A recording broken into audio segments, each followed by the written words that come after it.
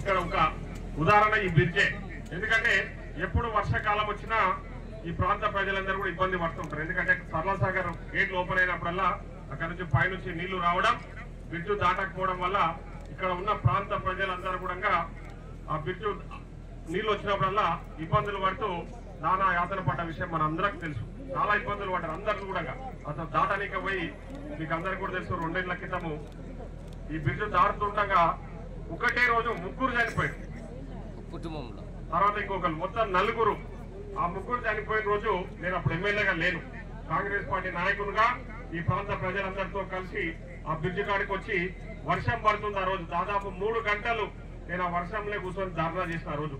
ఎందుకంటే బ్రిడ్జ్ నిర్మాణం చేపట్టాలా ఇట్లకెళ్ళి అమాయకులు, ఎందుకంటే మధురాపురం కొత్త వాళ్ళందరూ ఆత్మకూరులు ఇక్కడ అక్కడ తిరుగుతూ ఉంటారు. సో వాళ్ళు తెలియక పోయి ఆ నీళ్లు వచ్చినప్పుడు పోయి కొట్టుకొని పోయి 4 చనిపోయారు. కాబట్టి ఈ బ్రిడ్జ్ నిర్మాణం చేపట్టాలని ఆ రోజు అంటే దీక్ష కూర్చున్న 3 గంటలు దాదాపు వర్షం పడుతున్నా లేవకుండా నాతో పాటు ఇక్కడ ఉన్న చాలా మంది ఆ రోజు నాయకులందరూ కూడా అక్కడ కూర్చొని ధర్నా చేసిన విషయం మీ అందరికి తెలుసు. సో ఆ రోజు వాళ్ళు టీఆర్ఎస్ పార్టీ రైలింగ్ కట్టించి మననే ఇప్పుడు మన వాళ్ళు చెప్తా ఉండే, మొన్న వర్షాలకు నీళ్ళు వచ్చినప్పుడు ఒక ఆయన దాడుతూ కొట్టకపోతే ఆ రైలింగ్ పట్టుకొని ఆగిపోయిండు, రైలింగ్ ఉండడం వల్లనే బతికిపోయింది అని చెప్తా ఉన్నాం. సో మనం చూస్తున్నాం ఈసారి వర్షాలు ఎక్కువ పడే మళ్ళా గేట్లు ఓపెన్ అయినప్పుడల్లా నీళ్లు వస్తున్నాయి. ఇక్కడ రాకపోకలు బంద్ అయ్యి ప్రజలు ఇబ్బందులు పడుతున్న విషయం నా దృష్టి. పోయిన గవర్నమెంట్ లో ఓన్లీ బ్రిడ్జ్ వరకే సంబంధించి మన కింది నుంచి పైకి ఎక్కడం ఎట్లా, కింది నుంచి పైనుంచి కిందికి దిగడం ఎట్లా అవి గాలికి వదిలేసారు. ఆయన మొన్నే కట్టేస్తే చాలనే కాడికి అవి మాత్రమే శాంక్షన్ తీసుకొస్తే మన ప్రభుత్వం వచ్చే నాటికి ఓన్లీ 3 పిల్లర్లు వేసినాయి మీకు తెలుసు. ఆ 3 పిల్లర్లు వేసినాక ఆ కాంట్రాక్టర్ ఎవరో ముందుకు వస్తలేడు. ఆ బ్రిడ్జ్ నిర్మాణం కంప్లీట్ చేయండి అని చెప్పేసి నేను పదే కాంట్రాక్టర్ ఎంబడబడ్డా. నేను ఎమ్మెల్యే గెలిచినాక ఆయన వచ్చి నాకు బిల్లులు రాలేదు, మీ గతంలో ఉన్న ఆయన పనులు చేసినా కానీ మాకు బిల్లులు ఇప్పించలేదు, మాకు బిల్లులు లేకుండా మేము పని చేయమని చెప్తే ఆ కాంట్రాక్టర్ పిలిపించి ఆ రోజు నేనే మాట్లాడినా, నాది బాధ్యత, నేను ఎంబడుండి ప్రభుత్వం దగ్గర బిల్లులు ఇప్పిస్తా, మా ప్రభుత్వం ఉంది కాబట్టి మీరు పనులు పూర్తి చేయండి అని చెప్తే నేను ఎంబడబడ్డాకనే అట్లీస్ట్ ఈ మాత్రం పూర్తి అయినారు. అది కూడా గాలికి వదిలేసి ఆయనకు బిల్లులు ఇప్పించడం జరిగింది. ఆయనకు శాంక్షన్ అయిన కాడికి ఆయన కట్టేసి వెళ్ళిపోయాడు. సో దానివల్ల ఏం ఉపయోగం లేదన్నది ఇక్కడ మీ అందరికి తెలుసు. మనం వచ్చిన తర్వాత మేము మొత్తం వెరిఫై చేసి ఎట్టి పరిస్థితి బ్రిడ్జ్ నిర్మాణం పూర్తి చేయాలని చెప్పేసి 2 సార్లు జరిగిన ప్రమాదాల గురించి మంత్రికి మన ఇరిగేషన్ నేను ఆర్ఎన్బి మినిస్టర్ రోడ్లు భవనాల శాఖ మంత్రి వెంకటరెడ్డి గారి దృష్టికి తీసుకెళ్లి ఇది మా పరిస్థితి అన్న, మాకు అప్రోచ్లు లేవు, మిగతా వాళ్ళతో పాటు శాంక్షన్ చేస్తే టైం పడుతుంది, ఆ టైం పట్టడం వల్ల ఇంకా పెద్ద ఎత్తున ఇబ్బందులు పడతారు మా ప్రజలు అని చెప్పేసి నేను మొన్న పోయి మొత్తం కూర్చొని వాటి నుంచి లేవకుండా నాకు ఎట్టి పరిస్థితుల్లో శాంక్షన్ ఇవ్వాలని చెప్పేసి ఎంబడబడితే మన 3 రోజుల క్రితం మీకు తెలుసు 6 కోట్ల రూపాయలు ప్రభుత్వం శాంక్షన్ చేసిన విషయం మీ అందరికీ తెలుసు. ఆ 6 కోట్ల రూపాయలతోన పైన ఈ రోజు మొత్తం ఏదైతే పెండింగ్ పనులు ఆ బ్రిడ్జ్ పైన పెండింగ్ ఉందో అదే విధంగా అప్రోచ్లు అంటే మనం పైకి ఎక్కడానికి పైనుంచి కిందికి దిగడానికి కూడా మొత్తం పనులు పూర్తి చేయడానికి ఈరోజు 6 కోట్ల రూపాయలు ప్రభుత్వం శాంక్షన్ చేసినందుకు నా నియోజకవర్గ ప్రజల తరఫున మీ అందరి తరఫున నేను ఈరోజు గౌరవ రెవెన్యూ భవనాల శాఖ మంత్రి కోమటిరెడ్డి వెంకటరెడ్డి గారికి అదేవిధంగా గౌరవ ముఖ్యమంత్రి గారికి ప్రత్యేకంగా ధన్యవాదాలు తెలియజేస్తా ఉన్నా. ఎందుకంటే ఇంకా చాలా అప్రోచ్లు ఉన్నాయి, అవన్నిటితో పాటు శాంక్షన్ అయితే చాలా టైం పడుతుంది, నాకు కావాలా, ఎందుకంటే మా వాళ్ళు ఇబ్బంది పడుతున్నారు, ఆ రోడ్డు దాటలేక ఎక్కడెక్కడో పోయి తిరుగుతా ఉన్నారు కాబట్టి మీరు ఇవ్వాలని చెప్తే ఇమ్మీడియట్లీ ఇచ్చినందుకు వారికి మరొకసారి కృతజ్ఞత తెలియజేస్తూ మీకు మాట ఇస్తా ఉన్నా. ఈ రోజే పనులు మొదలు పెడతాం. నేను ఆల్రెడీ కాంట్రాక్టర్ ఇక్కడ మానుసేట్ ఆయన రిక్వెస్ట్ చేసిన ఆ పనులు పూర్తి చేయాలని నాకు ఎట్టి పరిస్థితులు ఆ హామీతోనే ఆయనకు ఆ పనులు అప్పచెప్పడం జరిగింది. ఈ రోజు నుంచి మొదలుపెట్టి 2 నెలలల్లా ఈ బ్రిడ్జి నిర్మాణాన్ని పూర్తి చేసి మీకు అందుబాటులోకి తీసుకొచ్చే బాధ్యత నాది అని చెప్పేసి ఈ సందర్భంగా మాటిస్తున్నా.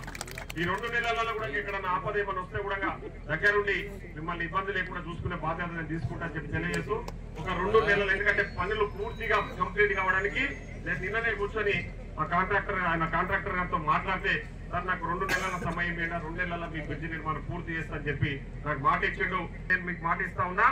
నేను ఆయన మీద కూడా ఒత్తిడి తీసుకొస్తా ఉన్నా. ఆయన కూడా ఈ రోజు మీ అందరి సమక్షంలో చెప్తున్నా, తప్పకుండా 2 months లో బ్రిడ్జ్ కంప్లీట్ చేసి మా ప్రజలకు బిల్లుల విషయం ఏదైనా ఉన్నా నేను దగ్గర నుండి మా అధికారులతో మాట్లాడ బిల్లులు ఇప్పించే పని చేస్తా. కానీ మా పనులు ఎందుకంటే ఎమర్జెన్సీ వరకు ఇక్కడ ప్రజలందరూ ఇబ్బందులు పడుతున్నారు. ఎందుకంటే ఈసారి భగవంతుడి దయ వల్ల వర్షాలు కూడా పడతా ఉన్నాయి పెద్ద ఎత్తున. కాబట్టి మాకు ఇబ్బంది లేకుండా ఒక 2 మంత్స్ అంటే 2 నెలల లోపే ఈ బ్రిడ్జ్ నిర్మాణాన్ని పూర్తి చేసి మీకు అందుబాటులోకి తీసుకొచ్చే బాధ్యత నేను తీసుకుంటాను.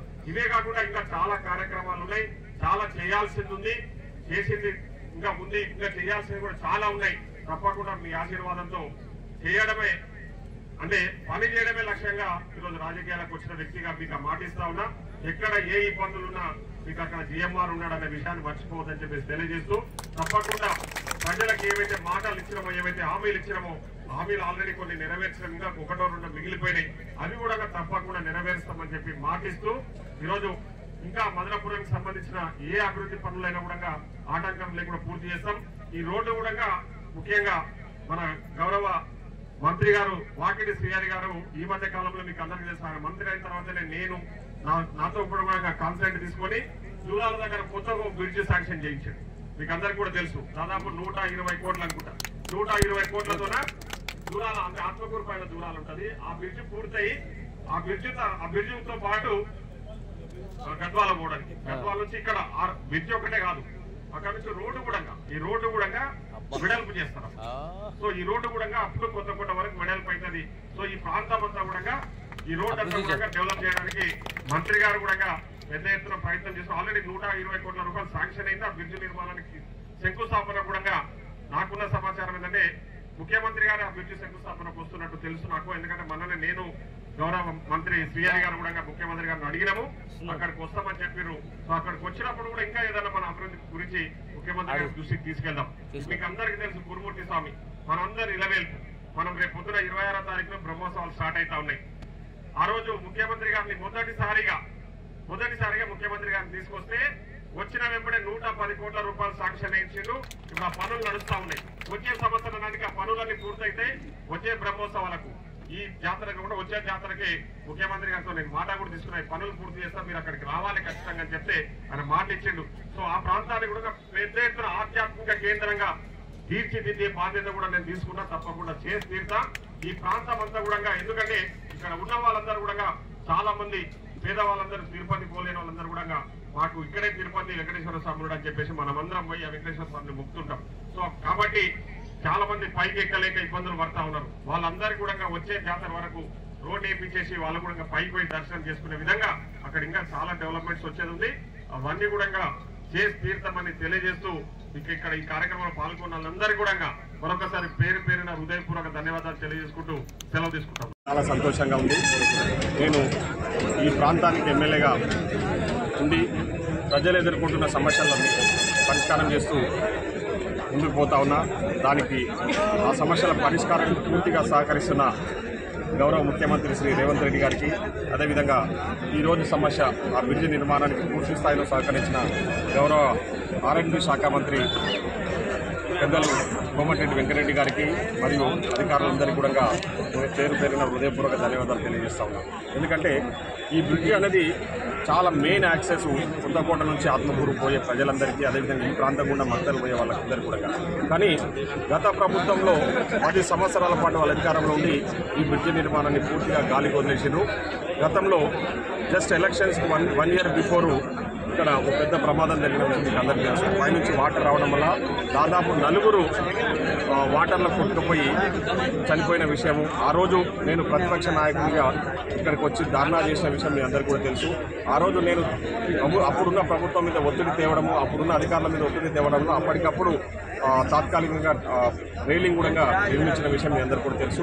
ఆ రోజు నేను ప్రభుత్వం మీద ఒత్తిడి తీసుకురావడం వల్లనే ఆ రోజు ధర్నా దాదాపు 3 గంటలు దీక్ష చేయడం వల్లనే ఆ రోజు ప్రభుత్వం దిగొచ్చి ఆ రోజు బ్రిడ్జి నిర్మాణానికి శంకుస్థాపన నిర్మాణానికి శ్రీకారం చుట్టారు.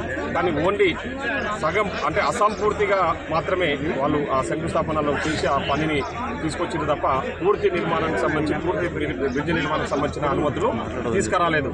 కాబట్టి ఈరోజు అది అసంపూర్తిగా మిగిలిపోయింది. ఈసారి వర్షాలు భగవంతుడి దయ వల్ల వర్షాలు ఎక్కువ పడతా ఉన్నాయి.